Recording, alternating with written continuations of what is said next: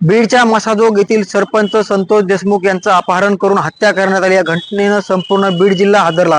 आता सध्याला नागपूर येथे हिवाळी अधिवेशन चालू आहे। हाच प्रश्न जे आहे ते नागपूरमध्ये आता सत्ताधाऱ्यांना विरोधकांकडून विचारला जात आहे।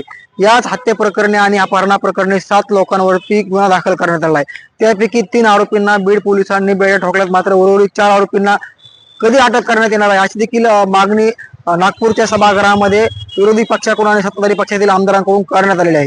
याच्यानंतर आता बीड पोलीस ऍक्शन मोडवरती या प्रकरणातील मुख्य मास्टरमाइंड आणि कटातील जो आरोपी आहे, तसेच खंडणी प्रकरणातील जो आरोपी आहे विष्णू चाटे, आता याला बीड पोलिसांनी बीड शहरातूनच महालक्ष्मी चौकामध्ये स्थानिक गुन्हे शाखेने जे आहे ते सकाळी आज अटक केलेली आहे। एकंदरीतच पाहायला गेलं तर विष्णू चाटे हा अजित पवार गटाचा केजचा तालुका अध्यक्ष असल्याची देखील माहिती आहे।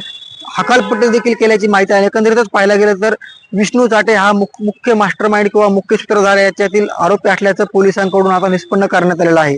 7 आरोपींवरती गुन्हा दाखल करण्यात आला। त्यापैकी सुदर्शन घुले हा एक मुख्य आरोपी म्हणून या ठिकाणी संबोधला जात होता किंवा त्याची माहिती समोर येत होती। मात्र या कटातील सूत्रधार आणि मुख्य प्रमुख आरोपी आणि दुसरीकडे पाहायला गेलं तर ज्या ठिकाणी खंडणी मागण्यात आली 2 कोटी रुपयांची, या खंडणीच्या गुन्ह्यामध्ये वाल्मिक कराड आणि विष्णू चाटे यांचा समावेश आहे। त्याच्यामध्ये देखील हा विष्णू चाटे आरोपी असल्याचं समोर आलेला आहे।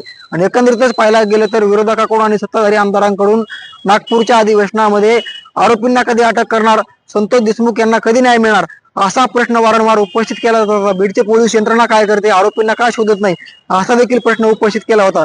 मात्र पोलिसांनी, पोलीस अधीक्षक असतील किंवा इथली स्थानिक गुन्हे शाखा असेल यांनी तपासाला वेग आणला आणि तपासामध्ये विष्णू चाटे हा बीडमध्येच असल्याचं किंवा छत्रपती संभाजीनगर वरनं बीडच्या दिशेने येत असल्याची माहिती पोलिसांना मिळाली आणि पोलिसांनी तात्काळ विष्णू चाटेचा पाठलाग केला आणि छत्रपती संभाजीनगर वरनं बीडकडे येत असताना बीड शहरालगतच जो चौक आहे महालक्ष्मी चौक, या चौकाच्या परिसरामध्ये विष्णू चाटेला बीड पोलिसांनी बेड्या ठोकल्या आणि उर्वरित आरोपी आता 3 आरोपी आणखी अटक करायचे राहिलेत।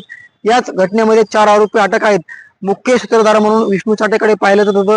एकंदरीतच पाहायला गेलं तर विष्णू चाटे हा मुख्य कटातील जो आरोपी आहे त्यानेच हा कट रचल्याची देखील आता प्राथमिक माहिती समोर आलेली आहे। उर्वरित 3 आरोपींना पोलिस कधी अटक करणार हे देखील पाहणं महत्वाचं असणार आहे। मुंबई येथे योगेश काशीद, बीड।